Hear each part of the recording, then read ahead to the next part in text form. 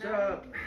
I want to introduce you to my future wife, Alejandra Munoz, soon to be Alejandra Killens.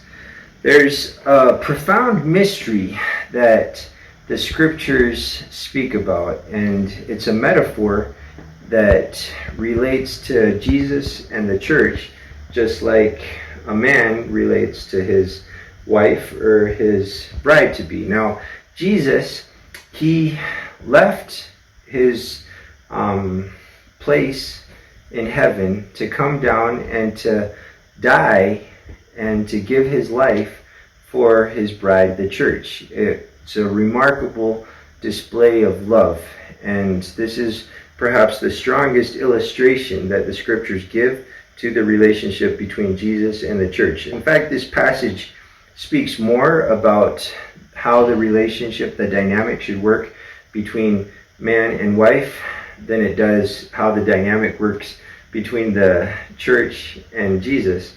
But there's a few givens that we're able to deduce from this passage. One is that Jesus, he is preparing his bride to be without blemish, without wrinkle, so that she will be able to present herself to him on that day when he returns and we are united with him forever. Now, Alejandra and I have been preparing for our wedding, and maybe she could give you a few examples of what that looks like.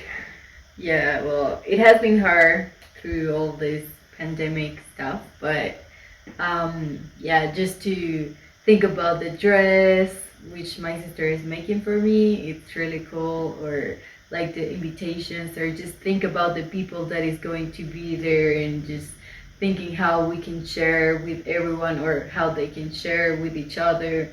That's really cool, and that's something that we've been looking forward to a lot. Yeah, and this world has a lot of problems, and the distractions that can come in the way of preparing ourselves for our wedding can be daunting, they can be overwhelming. All of the logistics can kind of make us frustrated at times, and to know that there's a few restrictions now because of the quarantine that we're facing here in Colombia. Nevertheless, we have to fight through that. We're fighting for our love, and Jesus, he's fighting for our relationship. Are we fighting for our relationship with him?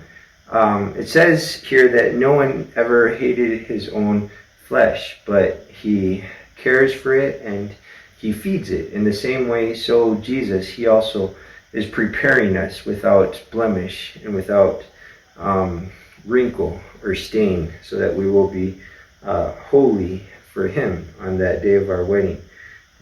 There's a sense there where the two of us will be united and become one flesh. Now think about this. If we're going to become one flesh, how are you going to have a relationship with her without being in a relationship with me? And how would you ever be able to be my friend without also being Alejandra's friend?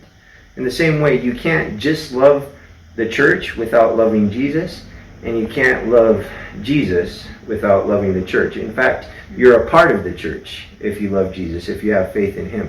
And as you start to understand what that means, then you'll start to also care for those around you within that church context.